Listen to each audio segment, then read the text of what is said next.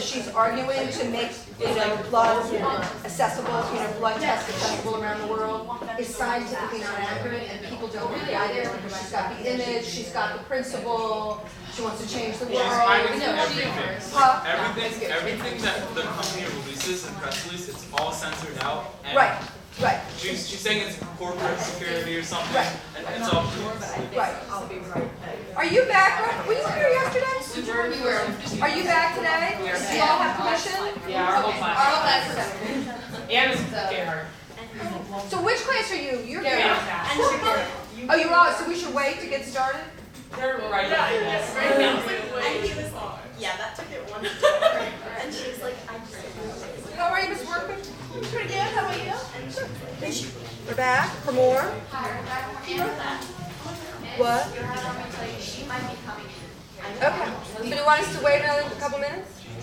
Yeah, you just wait a minute. Okay. She doesn't come to cover.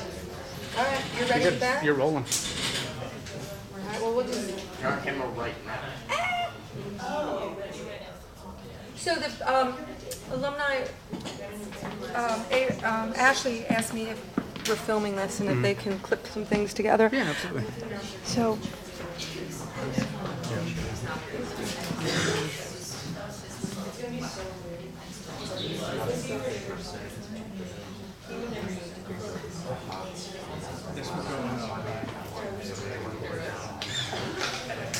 No, but I know that.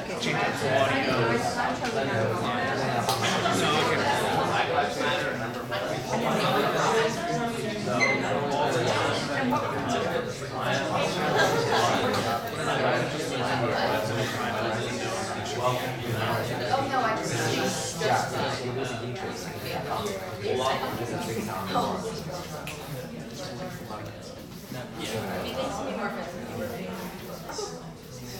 Well, there's predisposition to become this audience from certain contingency, so.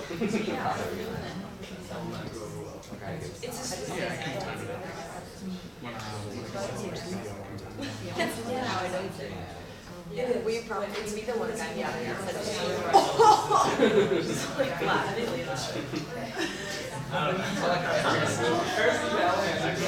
That would be really upsetting. Yeah, I would definitely.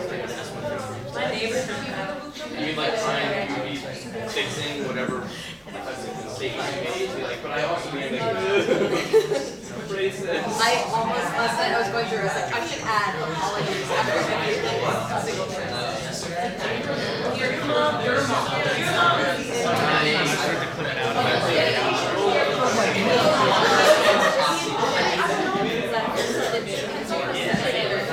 Are you want to get started?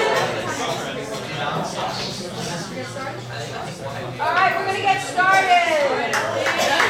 So, but there are no telephones, right? We aren't using our phones, right? No, all calls up, right? We see calls. Okay. No Snapchat. No Snapchat. Snapchat's bad. Is everybody here for my crew?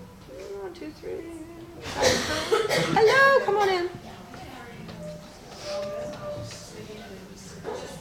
You just looking? Hello. Dance. Yeah. Oh, are we? I was. We'll go. All right. Okay. I think we're ready. Okay. Everybody knows what we're doing. Do you want to? The whole Mrs. Gerhardt's class. We've had you all before, right? Yeah. So everybody knows why we're doing this. I'm ready. So before I start my presentation, I just want to say that this was designed to put people out of their comfort zones, and some of you may be offended by what I have to say. Just know that I made this talk to voice one side of a very extreme argument. I want to show one quick video.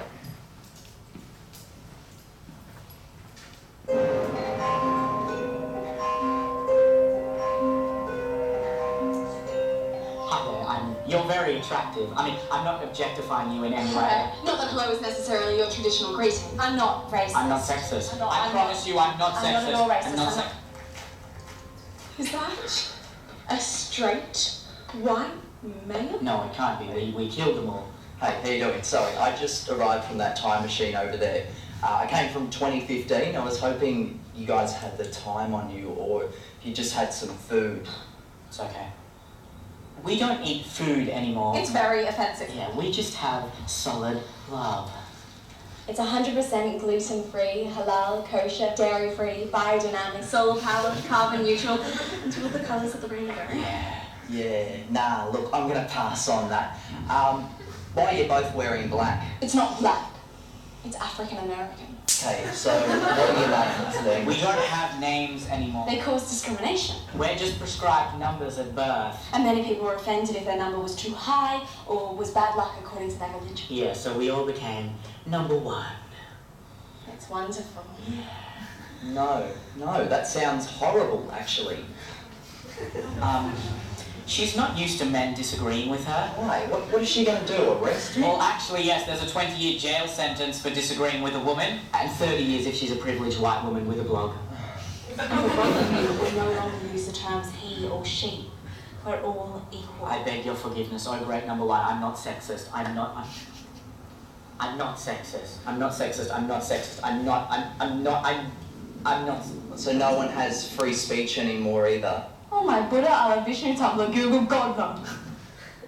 Okay, now that our brains are turning on this topic, I think I can safely begin.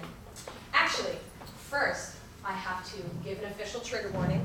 So the following TED Talk may evoke strong, potentially distressing emotional responses because of untraditional opinions, a surplus of politically incorrect language, and just a tad of sass. So now I can begin. My name is Elise Dodorin, and I'm going to tell you why I dislike political correctness. So as several of you know, my father's side of the family is from Armenia. Does everybody know where that is? Well, a better question, does anybody know where that is? It's a tiny country, actually I have a clicker, tiny country, southeast of the Black Sea, right next to Turkey. Our conservative cousins. To meet my father. Huh? Would have thought you would have a red dot on your forehead and be selling magic carpets. Was he allowed to say that? Everyone in the room near them went quiet. But my dad burst out laughing because he knew that it was just meant to be a joke. But not everyone's like my father. Not everyone has the ability to see that situation for all that it is, which is comedic. What they see is racism and slander and marginalization. What they see is political correctness. Now, before I throw that loaded term around, I think I should properly define it. According to the New Oxford American Dictionary, political correctness is the avoidance of expressions that may be seen as insulting to minority groups. So basically, society says that we have to tiptoe around any subject involving race, ethnicity, gender, sexuality, age, ability, etc. It's a well-intended concept, but it has been taken too far. Take a look at this comic. 3 students were sent to the principal's office for using inappropriate language. One said the S word, one said the F word, and one said Christmas. It may seem like a trivial example, but the sad reality is that it's not. We are taking things too far. We are over-policing language, and it's especially when it comes to religion. My grandmother came home the other day in an outrage because she said that her favorite coffee place, Starbucks, stopped selling her beverages in Christmas cups, and I'm sure you all heard about that. And then there was the NBC News Pledge of Allegiance scandal. In a video broadcasted to the public, the company took out the words "under God" from the song so as not to offend any atheists. Now, I, like many other Americans, including my cross-wearing grandmother, was rather annoyed by this. I wouldn't say that I'm an avid believer, but I understand that this country was founded on a lot of Christian principles. What is next? Will we have to reprint and reforge all U.S. currency so as not to offend anyone? Will we have to modify the Declaration of Independence to omit the references to God as the nation's creator? Like I said, we are taking things too far. The reason I chose this topic was because of a student government meeting. We were sitting around trying to create a dress code video that would inform the student body on what and was not appropriate school attire. The idea was to have an out-of-dress code student walk down the runway and be critiqued by a panel of judges. But this idea was quickly shot down because every example we came up with was in some way offensive. We couldn't have a girl wearing tight leggings because it could disturb one of the more conservative student or faculty members. We couldn't have a boy dressed in a kilt because it could offend someone of the cross-dressing community. And I understand that, but it was so frustrating. Our need to be politically correct was handicapping our creativity. Did I just use that word? Let me try that again. Our need to be politically correct was crippling. Disabling? You see what I mean? The English language has become a minefield. You have to be on constant guard of your subconscious to avoid critique. And even if you are cautious, you can still trip up because words have so many connotations. You can't say fireman or mankind anymore because it implies male dominancy. It's firefighter and humankind now. So at this rate, our future may very well end up like the one in the video I showed at the beginning. So I ask you a question. Whatever happened to the phrase, "Sticks and stones may break my bones, but words may never hurt me"? Where did that attitude go? Why are we suddenly so inclined to take offense at every comment made by Negative Nelly? We are learning to catastrophize. We are turning negative, commonplace events into nightmarish catastrophes. You know what I find offensive? I'm tired of everyone wanting to be politically correct so they don't offend someone. You know what I find offensive?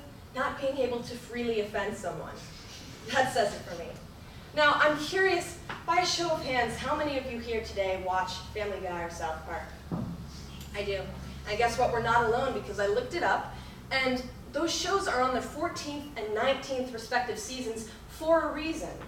And what about Donald Trump? Why is he so popular? He is about as politically incorrect as they come. So what is it about these guys? Is it simply about cheap entertainment based on shock value and absurdity? Or is it possibly related to hearing the things said that we are not allowed to say? In 1791, when the First Amendment was passed, every American earned the right of free speech. But I can't feel like that's not quite true anymore. There are so many subjects that we're just not allowed to talk about.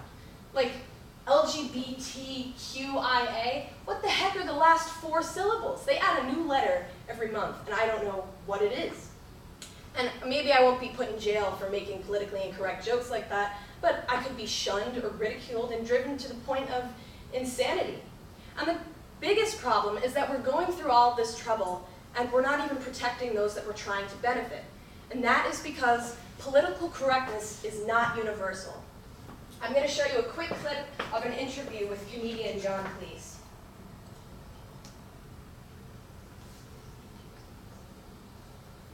If it ever loads. Why are Australians so well balanced? Because they have a chip on each shoulder, you know. I used to do these jokes, and then I say, and there were these 2 Mexicans, and the whole place would go, oh, right. I want to say, what you make jokes about Swedes and Germans and French and English and Canadians and Americans. Why can't we make jokes about Mexicans? Is it because they're so feeble that they can't look after themselves? It's very, very condescending, man. So as John Cleese was saying, if we are protecting certain groups, are we saying that they can't protect themselves? Are we somehow implying that they are inferior? Like I said, political correctness is not universal. For example, the Book of Mormon is a 150-minute satirical show about making fun of Mormonism. And that I can guarantee that there will not be a show called The Torah or The Quran headed to Broadway anytime soon. And why is that? Why is it okay to make fun of Mormons but not make fun of Jews or Muslims? It's because there is such a big double standard. So you see, as a society, we have gone from we went from having too little equality to now trying to have too much equality. And when I say that, I mean that we are assimilating. If we don't have opinions, what are we but clones of each other? Without freedom of expression, we lose our identities and therefore our diversity. And we can't lose that because that is what makes this country so great. In other places, people are stoned, they are imprisoned, they are executed for speaking their minds. And we need to keep our out-of-the-box, nonconformist mindset in order to keep moving forward as a society. And that is why the so-called discomfort that comes about from political incorrectness is so valuable. It is a very important skill that you will need to have to be able to successfully navigate through life. Because we don't live in a utopia. The reality is that people can be cruel, and not everyone will treat you like you are in a safe space on a liberal arts campus. And So it seems silly that I have to say this to a bunch of adults, but remember the sticks and stones motto. Words may never hurt you. And as for your words, be sensitive to the audience and the situation and the context, but speak freely. Remember that unpleasant truths are better than comforting lies. And that's why I dislike political correctness, because it doesn't actually benefit anyone. Sure, it makes the top 1% feel a little bit less guilty about leading such privileged lives, but that's about it. So now I've got to get on my magic carpet and head back to Armenia. But before I go, I have one last clip to show you. It's a song from South Park. There is no shame in my safe space. Bulletproof window.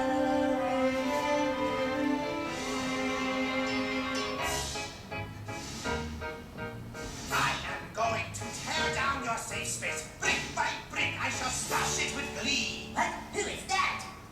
You cannot stop me from getting inside. I am cold and I am hard, and my name is reality.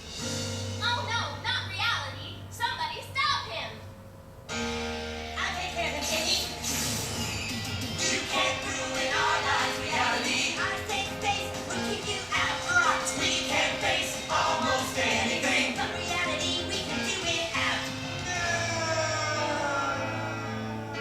Bulletproof windows. Control safe doors. My safe space. Thank you.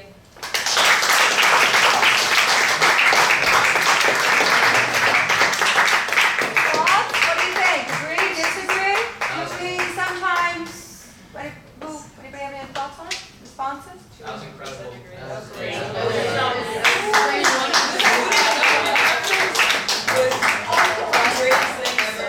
The student government. So relevant.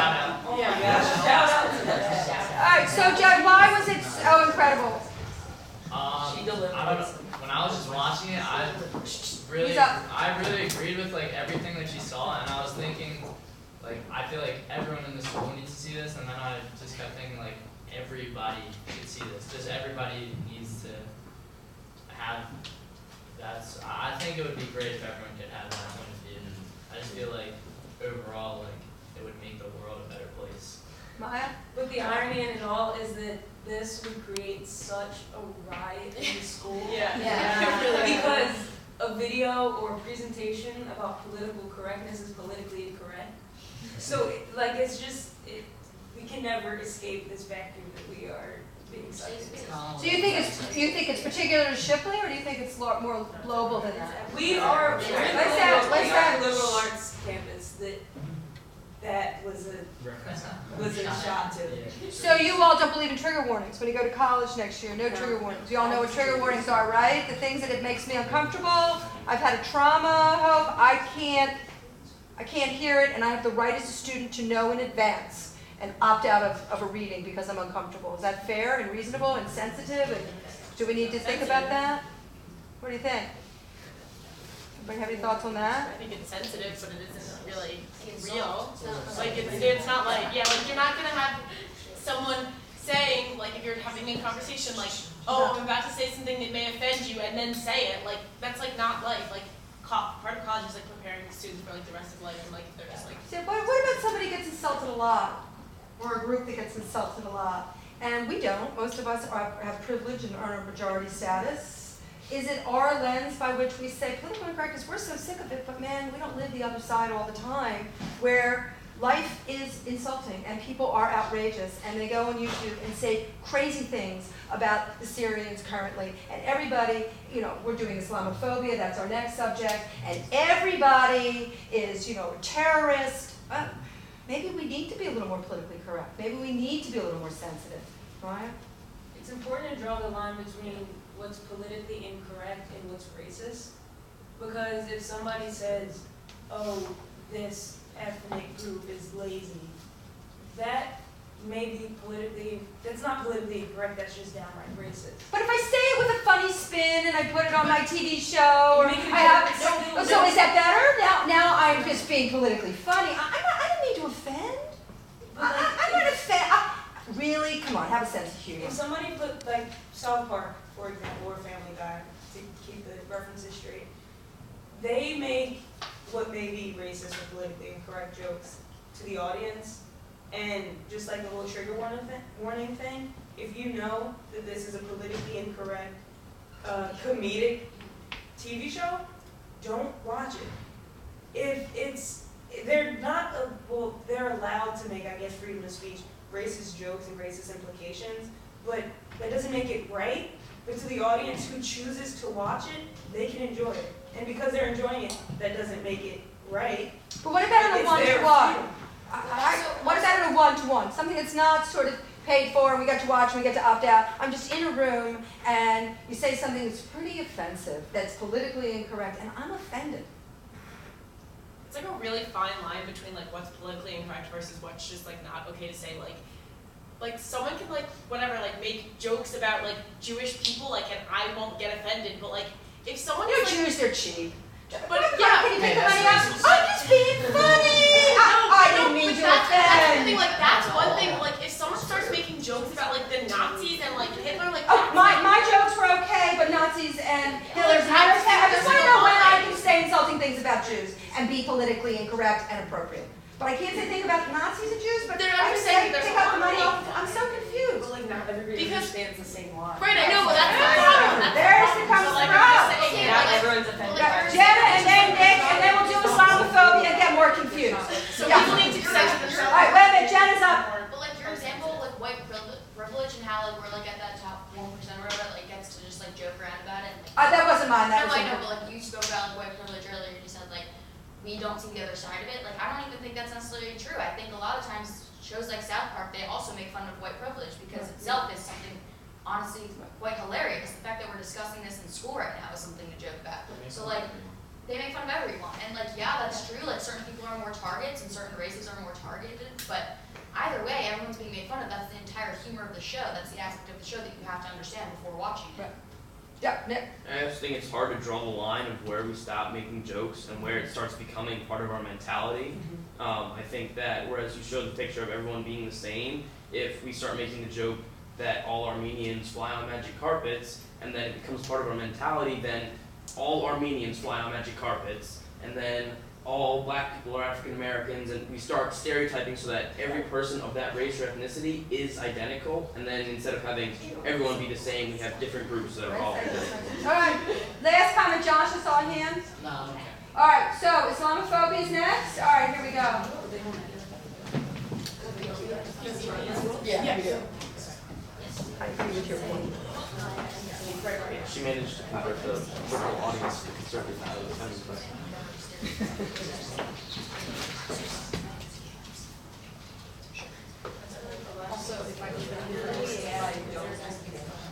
So as they get set up, my guys, I hope that this assessment has seen is more than about the research and the topic. I hope what it's been is really an experience in how to do a presentation that has something to say. And I hope that you all have seen an evolution in your work and your thinking.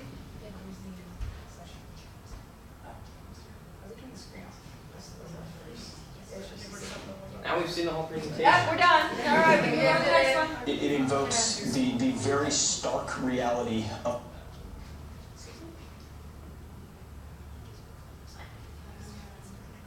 You don't talk amongst yourselves while we set this up.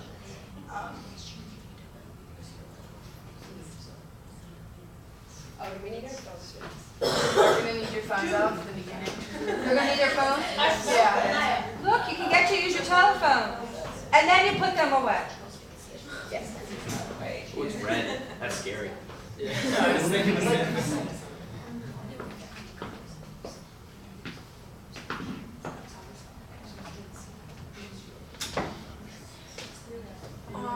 So my name is Christina Paisetti. Ready? Here we go, team.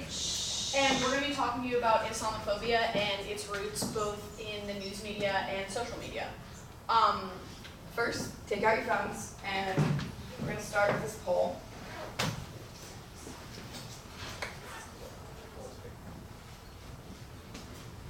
So everybody follow the instructions on the board. let me know if it's not working. Flashback to Michael's class. You just texted. Yeah. Yeah. Hang on, let me refresh it. Is there no L after McMichael? Okay. No. It's working. Yeah, there's no L after McMichael. It's in. Alright, try it one more time. It's working. Oh, it's not showing up. Are we texting over? Yeah, first text Mary McMichael. And As to 22-333. And then text A, B, C, or D. Is it active? Because I think it shows. It is yeah. Alright, we texted again.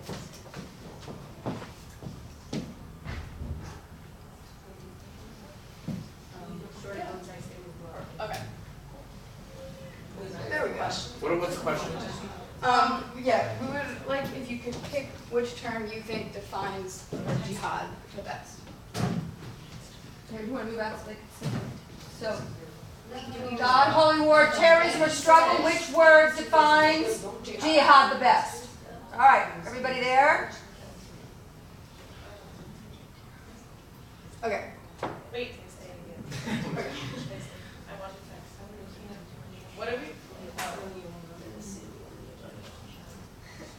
Alright, so a lot of you answered that jihad means holy war. It actually doesn't. Jihad translates to struggle. And for most Muslims, jihad is striving for the sake of God against the self and sinful desires. The idea of jihad, however, is a generic concept being used in the Quran. It can refer to an internal struggle and external struggle to be a good Muslim and or promote the faith. This is the form of jihad that has been so manipulated by political and religious groups over time to justify various forms of violence. And that is where the misconception of holy war arises. Jihad in actuality to Muslims is not violent at all. It's an internal struggle with the goal of becoming a good Muslim and submitting to God. The idea of jihad as holy war is actually contradicting the core beliefs of Islam. So why are we so misinformed? Everybody's phones are away again? You don't need their phones anymore? No, you put your phones away. It's because of the media. Not only social media, but the news media has both intentionally and unintentionally perpetuated false ideas of Islam. Just with the word jihad as it's consistently referenced as a holy war, it suggests that Islam is inherently evil and justifies violence. And because of this, ultimately reinforces our ignorance. This ignorance that is fed to us by the media, our ignorance apparent in the poll, is the root of Islamophobia. Christine and I are hoping to expose the media as the perpetrators of Islamophobia in the 21st century. So what is Islamophobia? It is defined as a fear, prejudice, or hatred of Muslims or Islam. The word Islam actually comes from the Arabic word salam, which translates literally to peace and safety. So why are we so afraid of a religion rooted in peace? It's important to have an understanding of the basic doctrines Islam teaches, as a large part of what allows the media to manipulate us is our own ignorance about the religion. The 5 pillars of Islam and its basic principles include a declaration of faith, prayer 5 times a day, compulsory giving, which is charity, fasting during the month of Ramadan, and a pilgrimage to Mecca. These are considered the qualifications to be a good Muslim, and some are somewhat similar to the 10 Commandments of Christianity. None of these practices relate to violence. Just like any religion, Islam is rooted in moral good principles like the 5 pillars. And just like any religion, people can interpret it in extreme ways. Denominations like Al-Qaeda and ISIS have so manipulated Islam into ideas actually opposite of what the religion teaches that they can't even be identified as Muslims. To quote Barack Obama, no religion is responsible for terrorism. It's people who are responsible for violence and terrorism. The minuscule fraction that terrorist groups make up compared to the whole of the Muslim population is extremely small, yet they are frequently covered in the media and often misconstrued as representative of this entire population. When in fact 99.9% of all Muslims reject extremist views. And the media, as we will see, is responsible for this worldwide misconception. So where did Islamophobia start? 9/11 was arguably one of the most impactful tragedies of the 21st century and acted as a catalyst for Islamophobia. When tragedy hit home, the American population needed to find an enemy to blame. And so we harbored a lot of displaced anger after the attacks and looked for ways to cope. This in large resulted in various backlash towards Muslims. Subsequent hate crimes can be seen from a psychological point of view as a way of coping with the feeling of helplessness one might feel after an attack.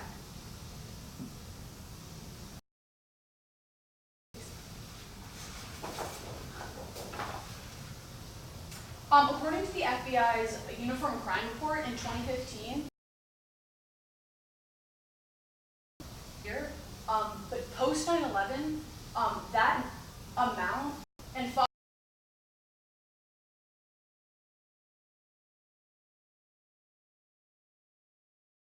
Firsthand in a Fox News caster, Andres and Charles.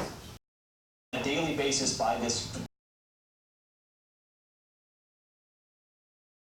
If you study the history of Islam, our ship captains were getting murdered. The French had to tip us off. I mean, these are the days of Thomas Jefferson. They've been doing the same thing. This isn't a surprise. You can't solve it with a dialogue. You can't solve it with a summit. You solve it with a bullet to the head. It's the only thing these people understand. This video reveals the utter irresponsibility and absurdity of news organizations as supposedly accurate and upstanding reporters. Chantaris is not only historically inaccurate, but she makes sweeping generalizations about an entire religion. Fox feeds into this political polarization by reinforcing extremist ideologies. In doing so, they claim these people, referring to all Muslims, are violent and ultimately perpetuate Islamophobia. Not only Fox, but all over the news, there are countless instances of the same ignorance and demonizing of Muslims. The news we look to as citizens for information is falsely informing us and dividing us politically and demonizing an entire religious population. So the news media and the misconceptions it perpetuates trickles into all branches of media, including the entertainment industry and the social media industry. So attached to our smartphones today, we are consistently fed information through Snapchat, Facebook, and Twitter. And Islamophobia today, as a result, is different than it was in the past. It's, or rather, it's not only restricted to street-level violence solely. The battleground has switched now.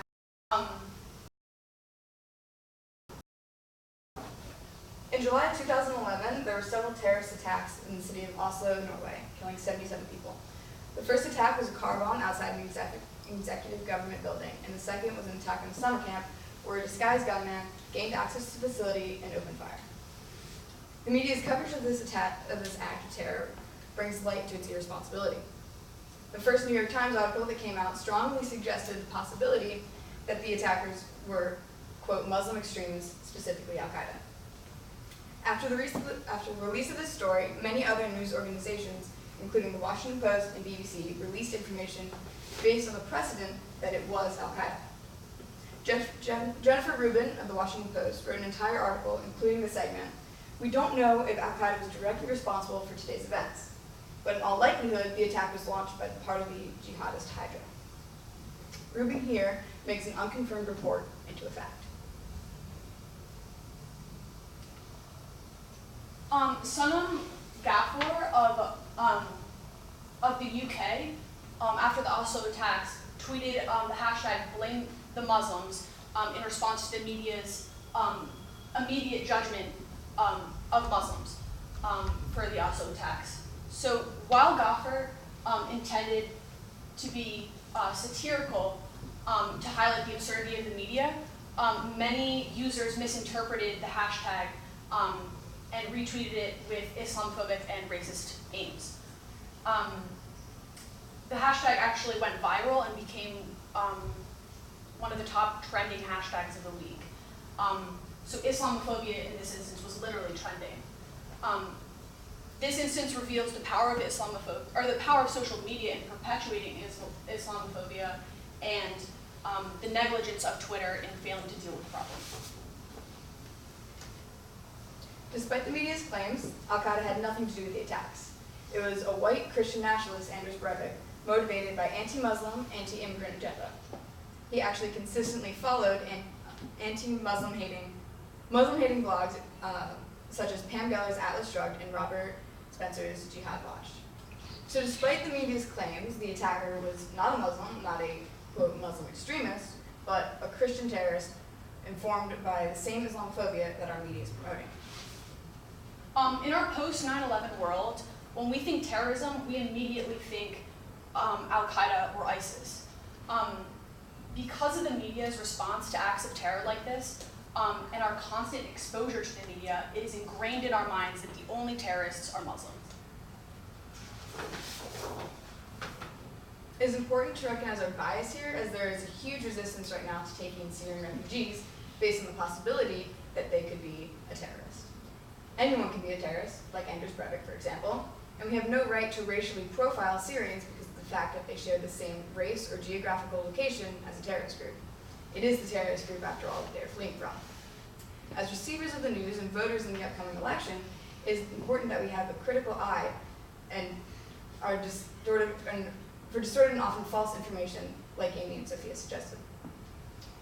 Not only this, but we must hold our news organizations accountable for the Islamophobia that they spread.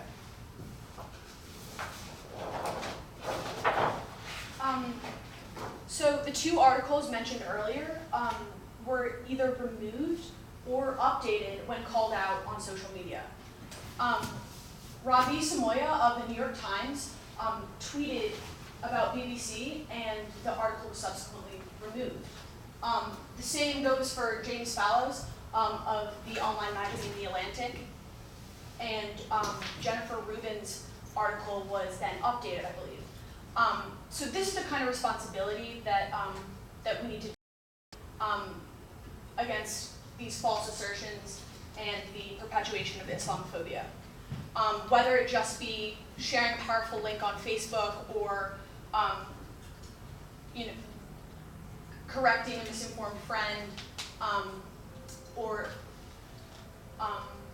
retweeting an informing tweet.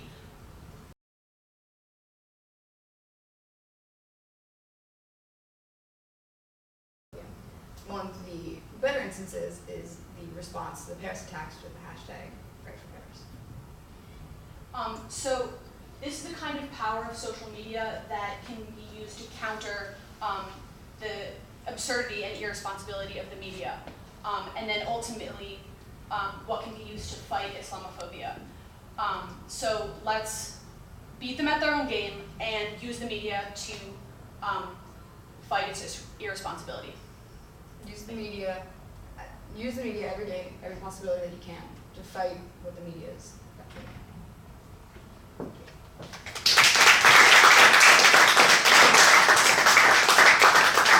Questions? Comments? So how do you think we can fight it every day? Like, what would you do with social media to fight it every day as these guys get ready for their talk? I would say as you see ignorance or just misinformed people, I would say call them out. Correct them the best that you can. Yeah. And you have to stay more informed, right? Yeah. And you have to keep reading and thinking. Yeah.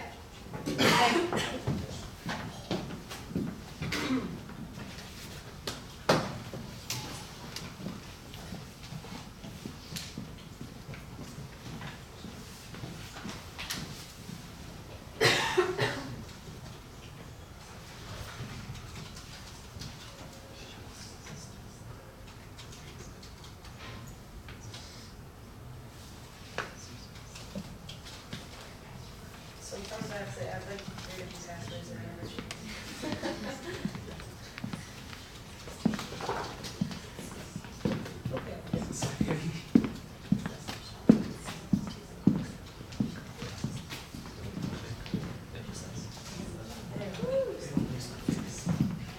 That's all.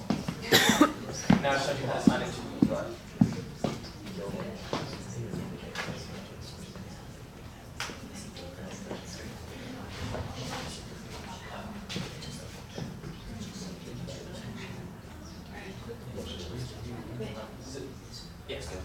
the arrow? Do the arrow. Slide. Yeah. The arrow. Yeah, the right one.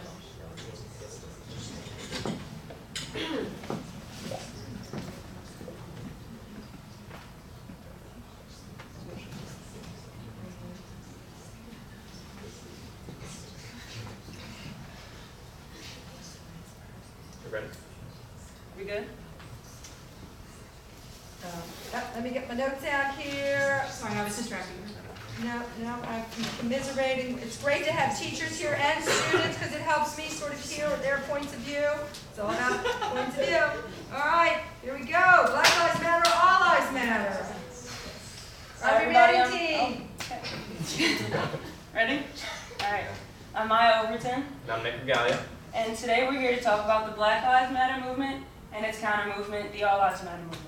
Now, before we talk, because we know a lot of the opinions that we share are going to be very offensive, we would like you to read the above disclaimer so that we're all in understanding.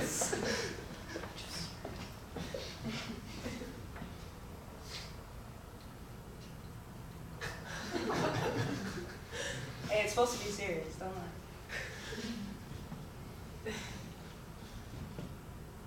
Are we good? All right. So, in 1863, since 1863, African American citizens have been society every day. Black men, women, and children have stood up against their oppressors with little to no response against them. Black Lives Matter does not negate the inalienable rights of any other citizen of freedom and justice. It actually emphasizes the nationwide need for knowledge and awareness of historically notorious brutality and injustices against African Americans. This is the Black Lives Matter mission statement, rooted in the experience of Black people in this country who actively resist our dehumanization. The Black Lives Matter movement is a unique contribution that goes beyond extrajudicial killings of Black people by police and vigilantes.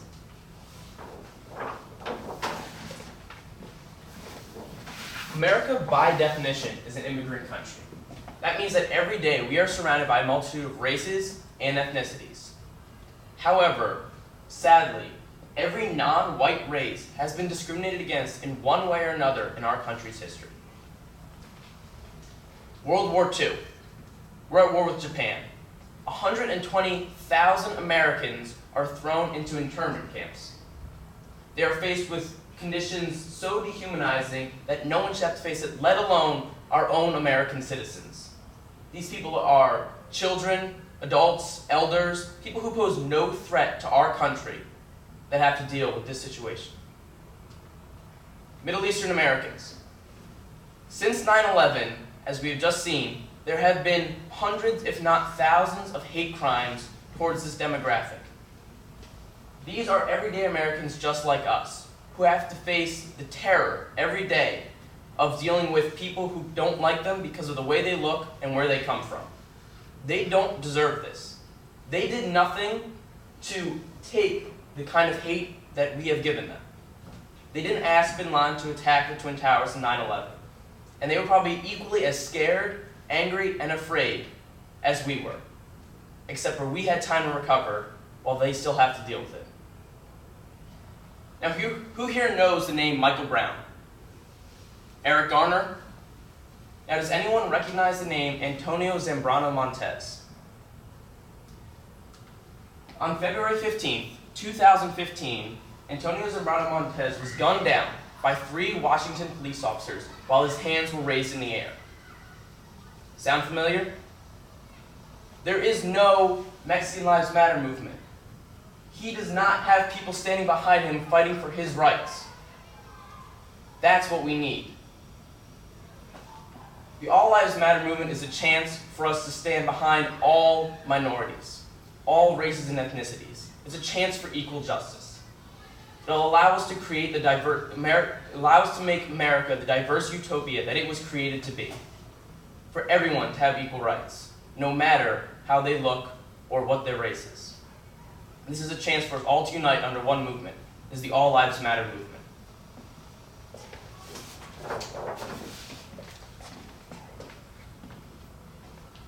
America is indeed an immigrant country.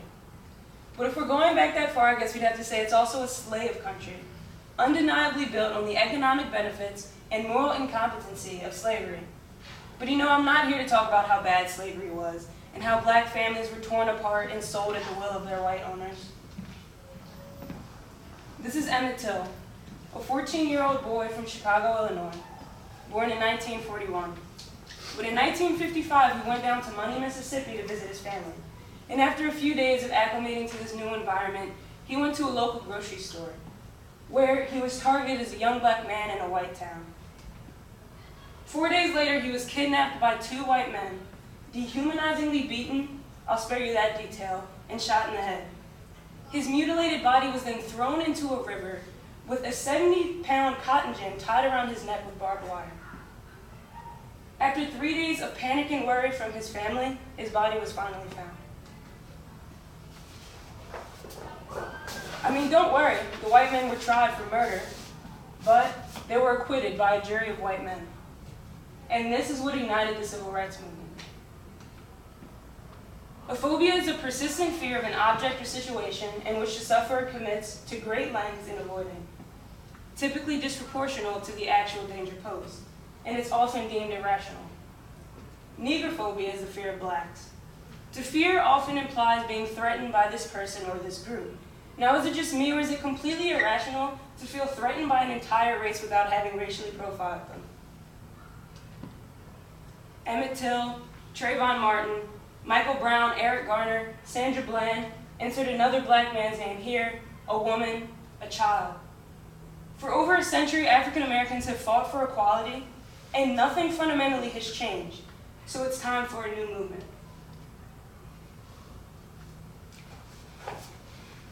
The Black Lives Matter movement is this movement. It's not a moment, but a movement.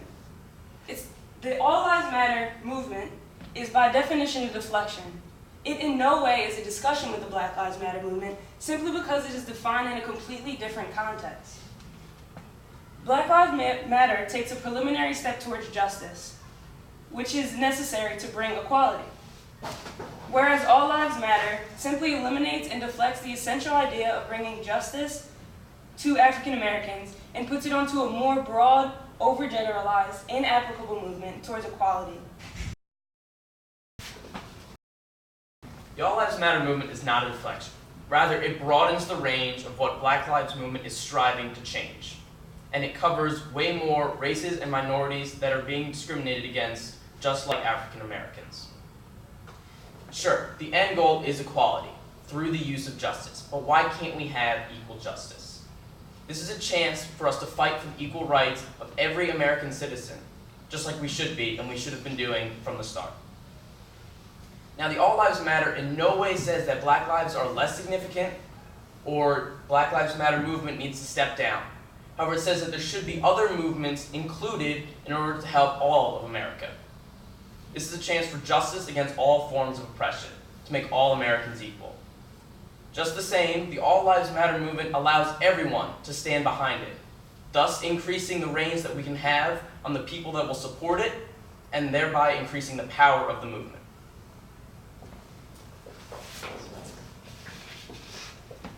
So what lives do matter? There's an easy answer to this question, but I have no authority whatsoever to stand here and preach to you that Black lives are the only lives that matter. Yet frankly, this question is not the question that I'm trying to answer. What we have seen in the media for the past 4 years not so subtly shows us that in the eyes of the Negrophobe cops and civilians,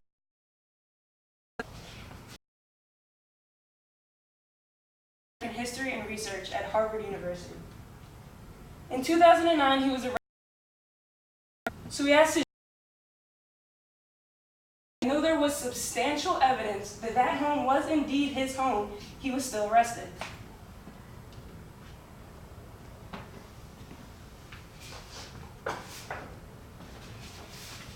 Black Lives Matter is a discussion with the nation, but more directly with those who have discriminated against and victimized African Americans. To the cops profiling black men, women, and kids, Black Lives Matter. To the George Zimmerman vigilante citizens who try to take justice into their own hands, Black Lives Matter. And to every American, Asian, Hispanic, Middle Eastern, or white, who crossed to the other side of the street At the sight of a black man walking their direction, Black Lives Matter.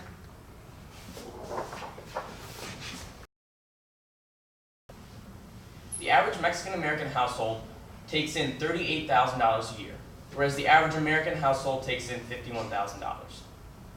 Why are those numbers different? Are they not Americans because they come from a different place or they look different from us?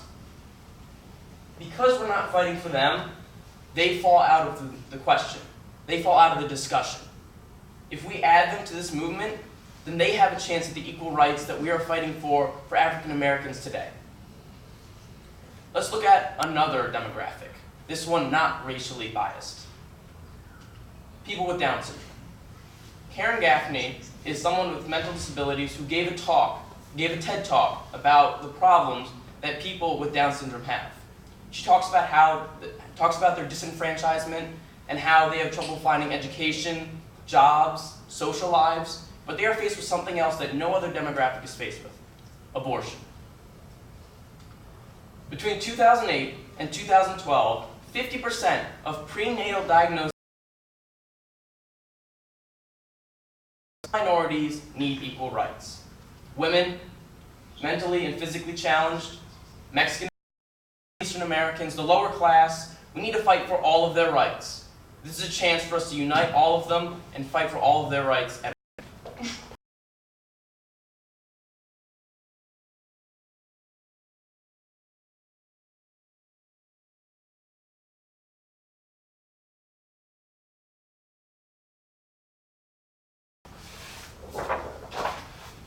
Because African Americans fought for equal rights and due process, they were targeted and profiled as threatening, violent people by people who hold personal vindications toward them. It's time to call for what's really due now, and that's justice.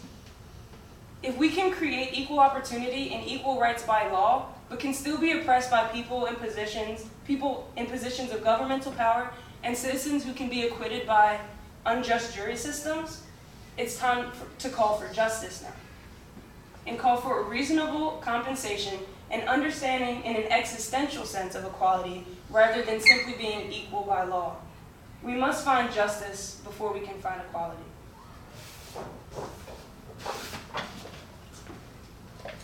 In conclusion, we want to make it clear that this is not supposed to be a debate. We are not fighting against each other to say which one is right. We are simply trying to clarify the points of each side so that they're better understood. We hope that after this discussion, you better understand both movements, but also understand that there is no right answer. And in light of this, we ask that you respect each other's opinions, no matter where they stand. This is a major topic of discussion in our society today, and it needs to be addressed. At the same time, in order for it to be addressed, people need to make their thoughts heard so we can move forward as a nation. We thank you for your time, and we hope that we have helped you understand these two powerful movements.